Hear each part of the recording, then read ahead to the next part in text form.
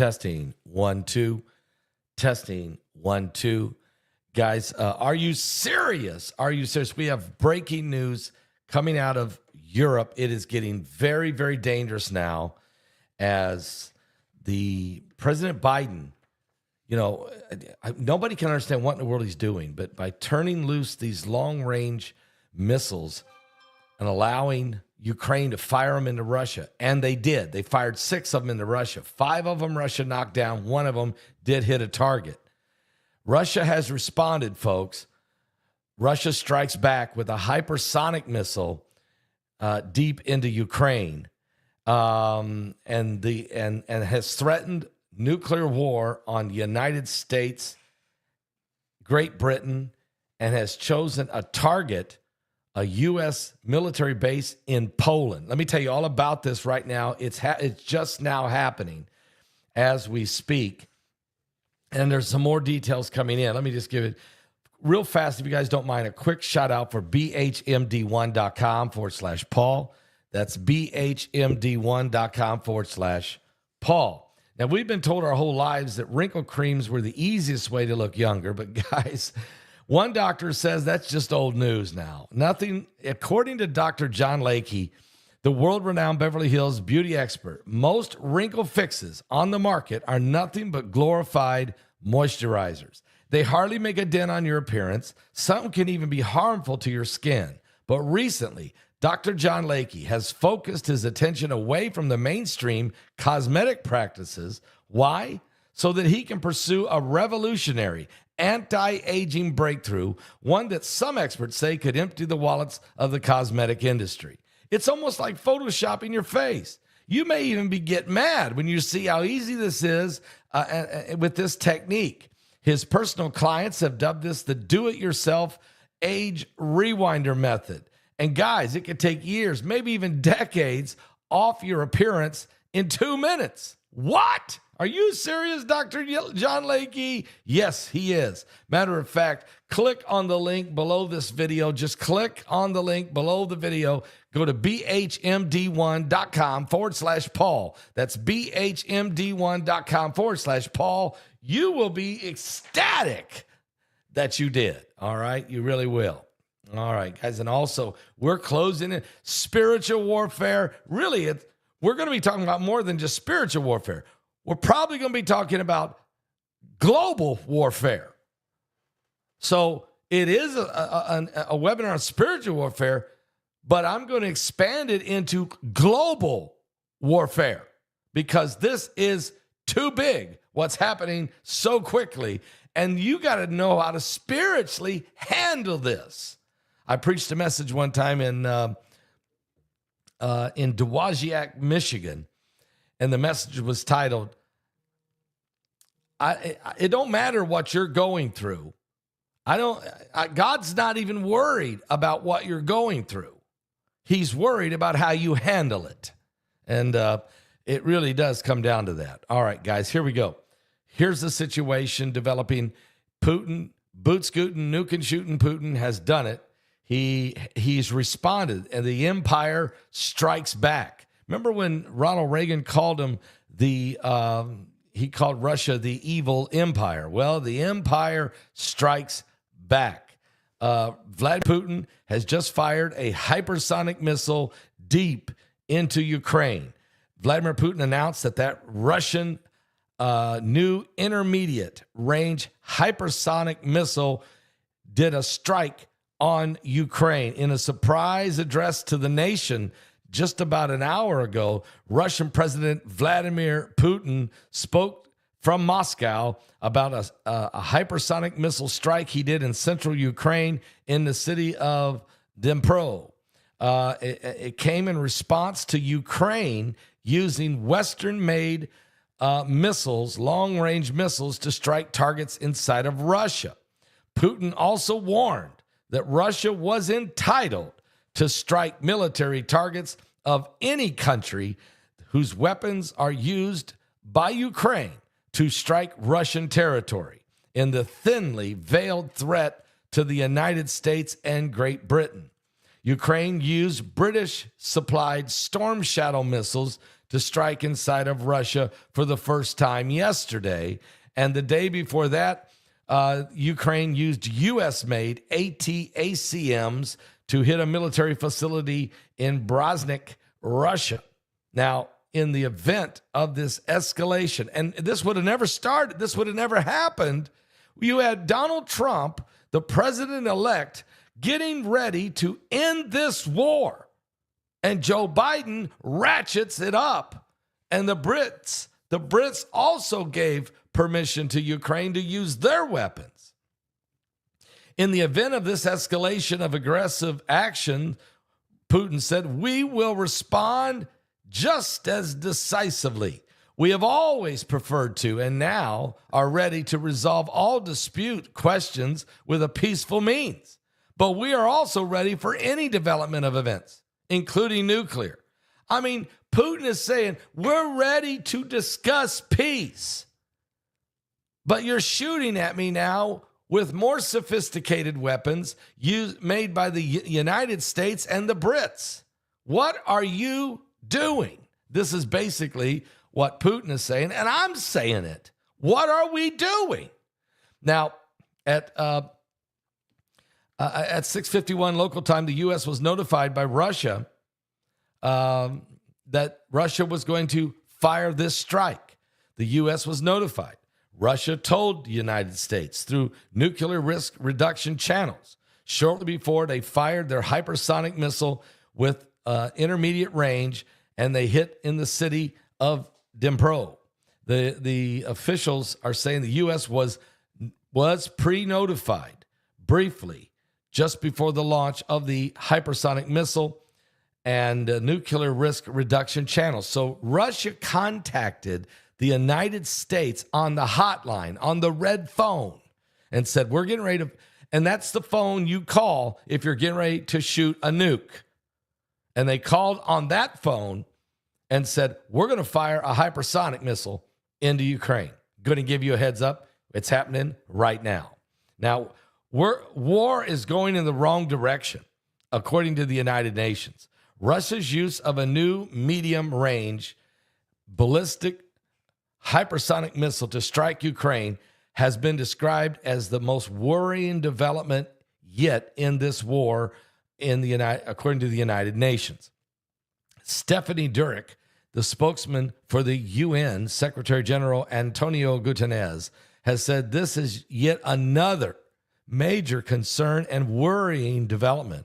All of this is going into the wrong direction. I have to agree, it is going in the wrong direction. Now, Russia says they're entitled to hit any country that would supply weapons to Ukraine.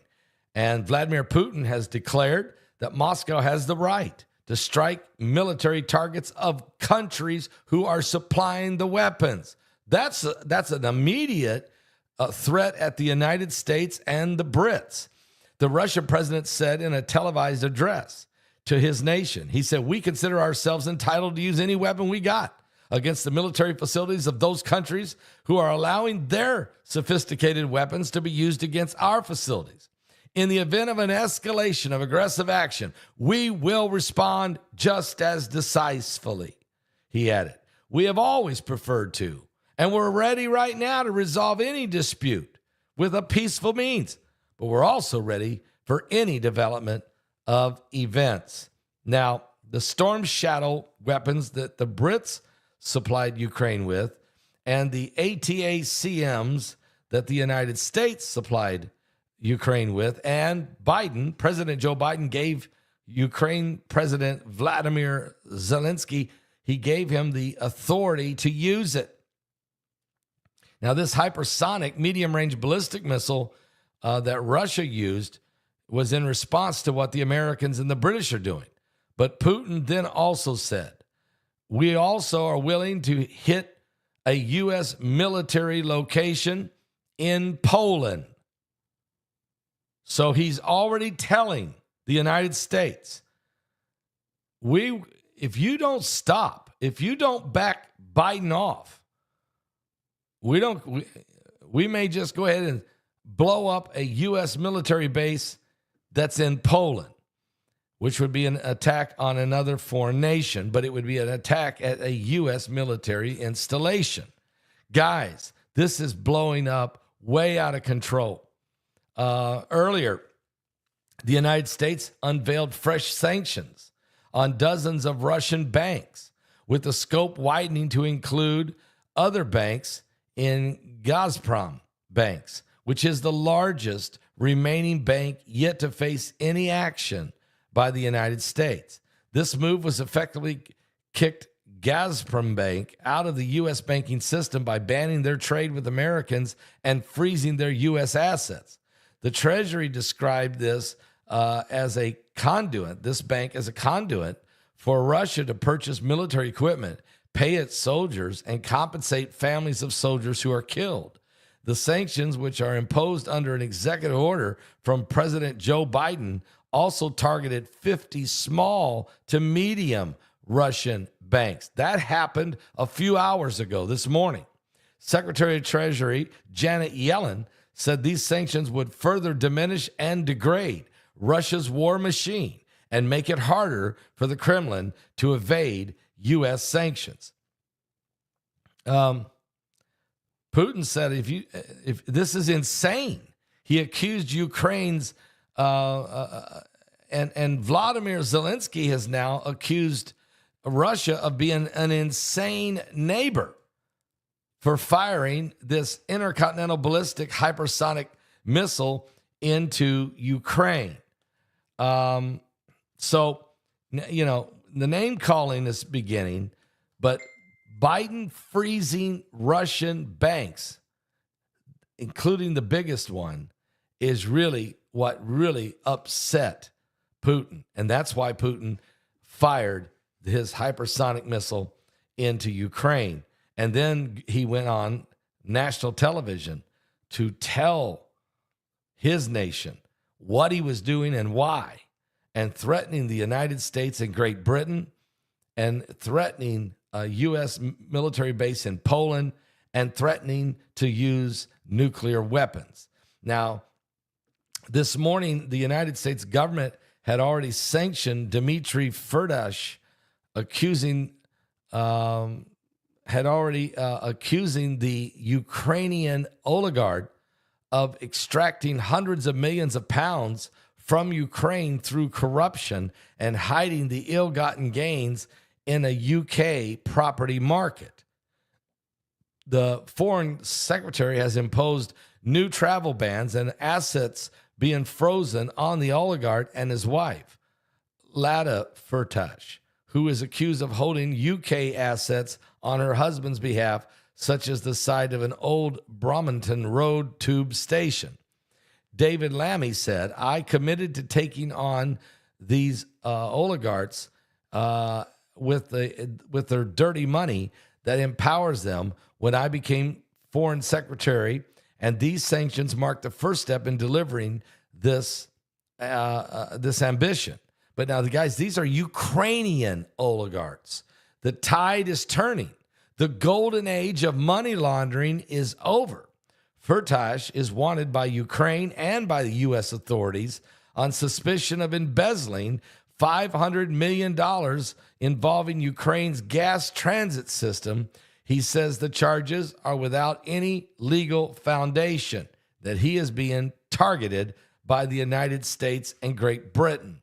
Now, the Prime Minister of UK, and that's Starmer, has warned Russia that the United Kingdom will not be cowered by their nuclear saber rattling.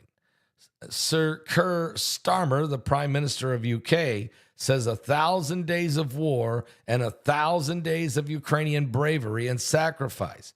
I am clear that we must double down in our support. We will not be deterred or distracted by your reckless threats, the Prime Minister said in support of Ukraine, and he would remain steadfast until Russia rolled back its forces.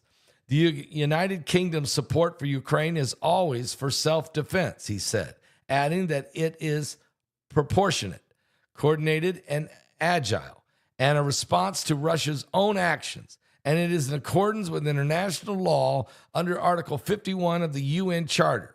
Ukraine has a clear right of self-defense against Russia's illegal attacks. And the Prime Minister's official spokesman later added, Putin is a man who wants destruction, not peace.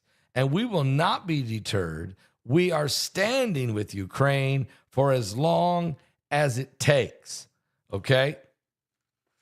But then Joe Biden said this morning he calls Putin's nuclear threat a bluff. Is anybody talking to the president? Is anybody settling him down? What in the world is Joe Biden trying to do? Is he trying to literally start World War III?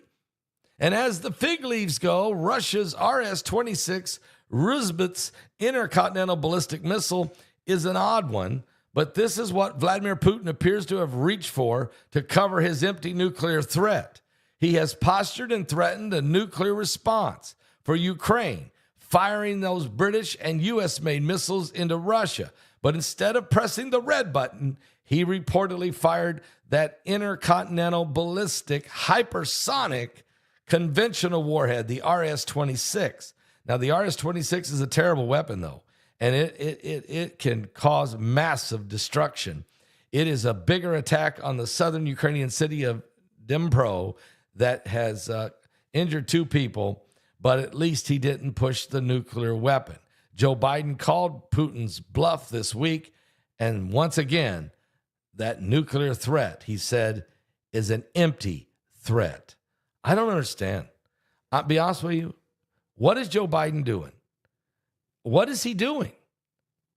And some people says, well, he's doing this because he wants to remain in power. Well, as Mike Around the World has said, that just because, even if he starts World War III, doesn't mean he gets to stay in power. Matter of fact, it's up to the Joint Chief of Staff. They can say to him, they can make the decision to keep Joe Biden as president until this war is ended, or they can just say, we want Donald Trump to take the presidency right now and move Biden out of the way, because Trump is already the president-elect. They don't have to wait around and keep Biden. They can just go ahead and bring Trump in tomorrow. Or they could tell Trump to sit back and wait. They're going to ride this out with Biden. So has that conversation happened? Is this what Biden's trying to do? I mean, really, guys, this is the most dangerous thing I've ever seen. It's the most reckless, it's the most schizophrenic foreign policy. This current administration right now has the most schizophrenic, and I mean this. It's absolutely, they don't make any sense. They don't make any sense, no rhyme, no reason. And you got to understand, you got to believe that Trump is sitting there probably saying, what is going on? I mean, what does he do? What is Joe doing? But it's deeper than that. Joe just does what he's told. The machine is doing this. Now, we do have some more breaking news. Matt Gaetz is out. He is out. He has been removed from becoming the next attorney general. He has withdrew his position due to the sexual allegations and investigations against him. The Matt Gaetz has decided to withdraw his bid for attorney general amid the sexual misconduct allegations. So Matt Gaetz will not be the attorney general. Now, you guys have heard me say, I didn't think he was going to make it. I felt like he was the lightning rod, that as Trump was picking all these different people for cabinet positions and appointing different people for different positions, Matt Gaetz was really the most troubled situation of all of them, and probably the most hated of all of them. And Gaetz was actually hated not just by all the Democrats, but he was even hated by some of the Republicans because of the way he handled getting rid of McCarthy, who was the Speaker of the House, Kevin McCarthy, the way he pulled together the Gang of Eight, and they did a coup on McCarthy. And Mike Johnson's now the Speaker of the House, which I think Mike Johnson's doing a really good job. So I'm not criticizing that. But the way Gates and the Gang of Eight handled that didn't set well. Okay? So Gates is out. We'll wait and see who President Trump chooses to replace Gates and who he's going to put in to Attorney General. Gates would have been a bulldog had he been confirmed. He would have been a bulldog, and I think that they knew that. Who knows? Maybe Trump will go get Trey Gowdy, or maybe he'll ask Ted Cruz, or maybe he'll go get Chip Roy. I don't know. I don't think he's going to go get a softie. Whoever he goes and gets, it's going to be another tough breaking knuckles. But we'll wait and see who he chooses. Now, the next confirmation that's going to be really tough to get through is going to be Pete Hegseth. He's been chosen by Trump to be the Secretary of Defense, but boy, they are really going after him. They don't want him. The military-industrial complex does not want Pete Hegseth. And it's not just the military-industrial complex. They don't want him. Neither does the radical Islamist groups in the Middle East, because Pete Hegseth is a very strong Israeli supporter and has even talked about he met with the Temple Institute. He met with a lot of different rabbis in Israel and has said that he was all for the building of the third temple. So Hegseth has got some, they're bringing up these allegations, which was actually settled 7 years ago, of potential sexual misconduct. But I don't know if they're going to be able to beat him down. I think Pete is still going to make it, and I think he will be the Secretary of Defense. But we'll have to wait and see. And then there's Tulsi Gabbard. She is getting a ton of heat by the rhinos and some of the Democrats, because they don't want her to be Director of National Intelligence. She's a straight shooter, and she's smart, and she's tough, and they don't want her there, and they're trying to accuse her of being a Russian spy, which I think is one of the most ridiculous things I've ever heard. But this is the hand they're playing. And then, of course, there is Robert Kennedy Jr., who obviously a lot of people don't want him to be the Health and Human Services, the head of the Department of Health and Human Services. And the reason they don't, folks, and who's coming after him? Big Pharma. Big time, Big Pharma and Big Food don't want Kennedy. So let's see if we got this right. Gates was going up against the Washington swamp. They didn't want him. Okay? Hegseth, as Secretary of Defense, he's taking on the military-industrial complex. They don't want him. Tulsi Gabbard's taking on the national intelligence and some of this really dirty stuff that goes on. You have the fake dossier, you had the Russia, you had all of these investigative groups tied together, lying together, FBI, CIA, NSA, a lot of these. They don't want her in there because she will expose the corruption there. And they don't want Robert Kennedy because he'll take on Big Pharma and Big Food. So these four have been identified as the main people that the swamp do not want. One is down. Gates has been knocked out. Will the other three make it? That is a question we don't know. And maybe we won't get to know because Biden's about ready to drag us into World War III. Guys, what is going on here? We can't get Trump in office fast enough. And let me just say this. This is why we started the 77 days of prayer and fasting. I've been working close with Kevin Jessup, with Dr. Paul McGuire, Dr. Larry Kiefhofer, and Troy Anderson.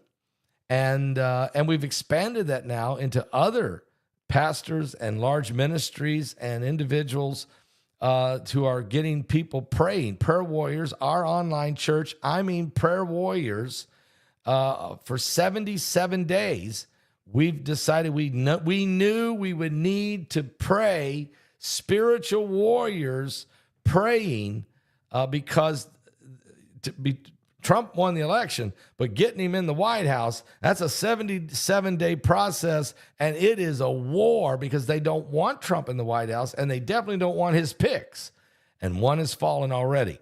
And so we need to pray. We need to fast and pray. We need to pull together during these 77 days. And right now, we're only we're 9 days in November left. We have 31 days in December. That's 40. And then we have 20 days in January. So we're 60 days away. We're on a 77-day prayer and fasting, and we still got 60 days to go, folks.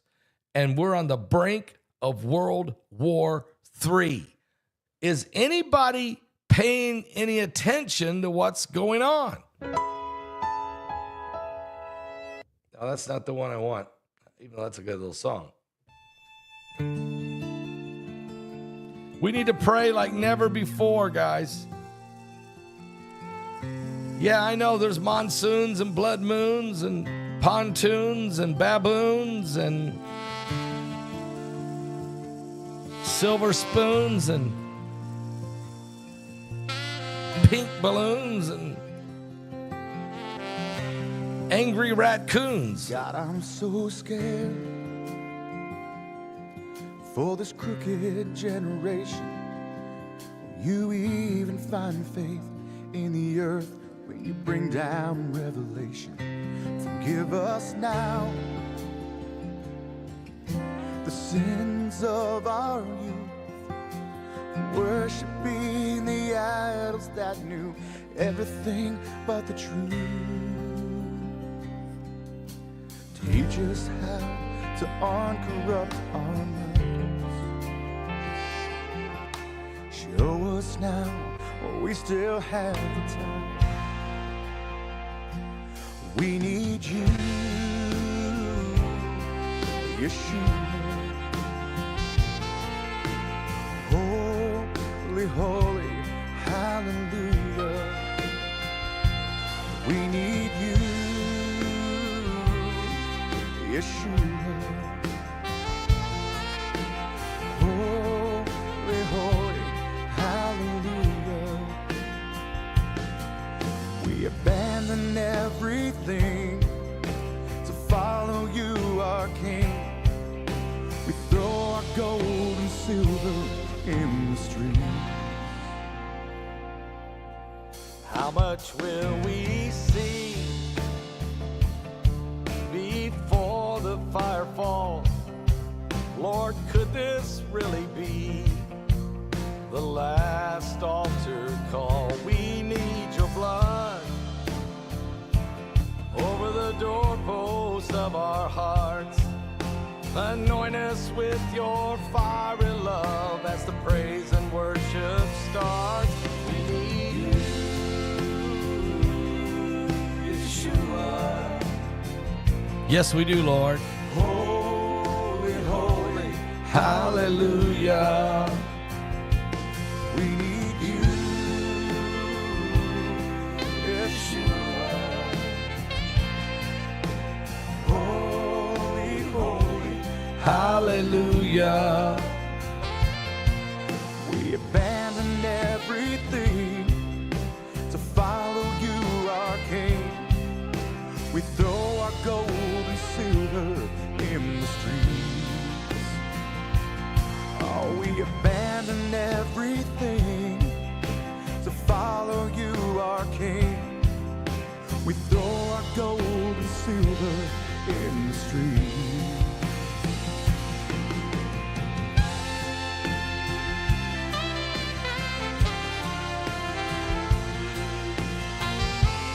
We're living in the last days. And people are not paying attention.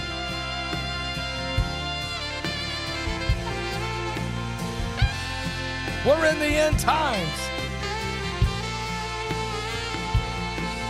We abandoned everything to follow you, our King.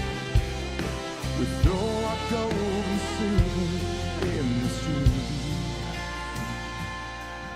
We abandoned everything to follow you, our King.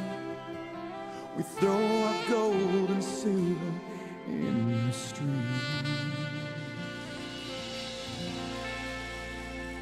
There's a lot going on right now, but I'd like to read from our book, Revelation 9:11, about a page here on the immortal dictator. The Bible contains many predictions that the temple, the third temple, will be rebuilt in the end times, okay? We've been talking a lot about that. But when the disciples ask about the signs of the end of the age, Jesus told them to watch for the abomination that will take place in the holy place. So when you see standing in the holy place, the abomination that causes desolation, spoken of through the prophet Daniel, let the readers understand. Let them that who are in Judea flee into the mountains.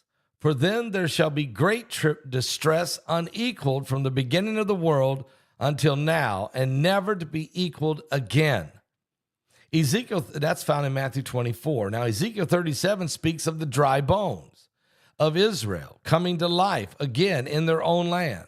And then the nations will know that I, the Lord, have made Israel holy when my sanctuary is among them forever. Ezekiel 37:28. However, the Apostle Paul warns that the Antichrist will oppose and will exalt himself above everything that is called God or is worshiped, so that he, as God, will sit in the seat or stand in the holy place among the temple of God and the worshipers of God, proclaiming himself to be God, an immortal dictator.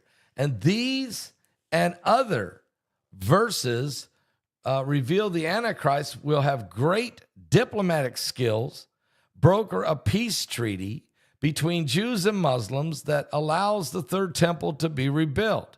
But then he himself will break that peace agreement by committing the abomination that causes desolation in Matthew 24:15, in which the image of the beast in Revelation 13 is set up as an object of enforced global worship.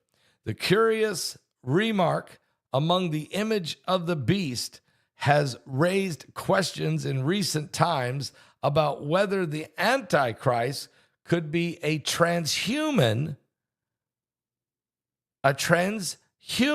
being empowered by AI or artificial intelligence.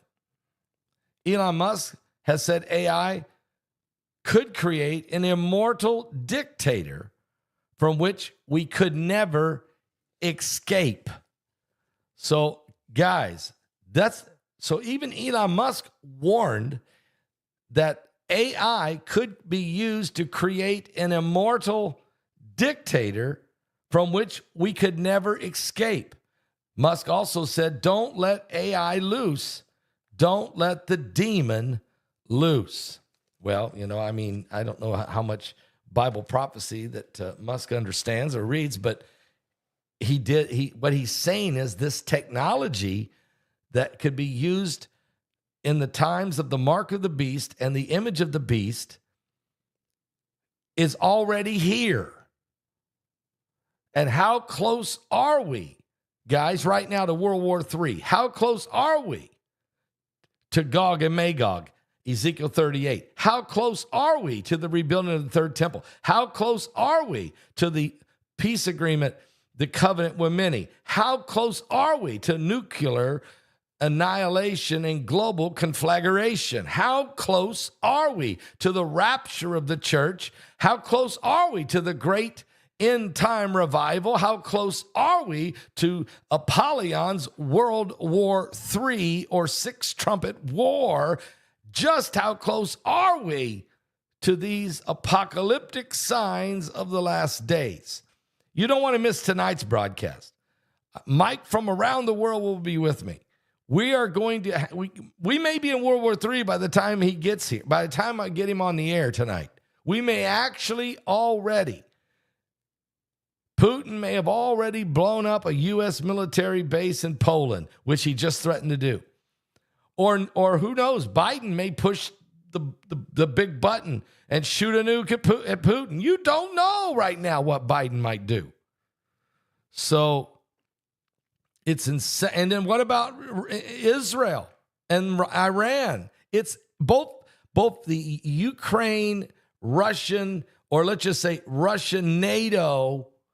It's coming to a head the same time that Israel and Iran is coming to a head, the same time that Biden is supposed to be leaving and Trump is supposed to be coming in. This is all happening simultaneously, guys. Something biblical is going on with the signs of the second coming of Christ. Don't miss tonight's broadcast at 9 p.m. Eastern, and I might even start earlier just because I don't know what's going to happen. But we're going to ask Mike about it. We're going to ask him about it. Matter of fact, if you want to go to my Patreon channel, I'm going to set up about 5 o'clock tonight where you can go over there and you can leave questions you would like for me to ask Mike. Now, obviously, I'm not going to be asked everyone. I can't ask him every one of them that you throw up there.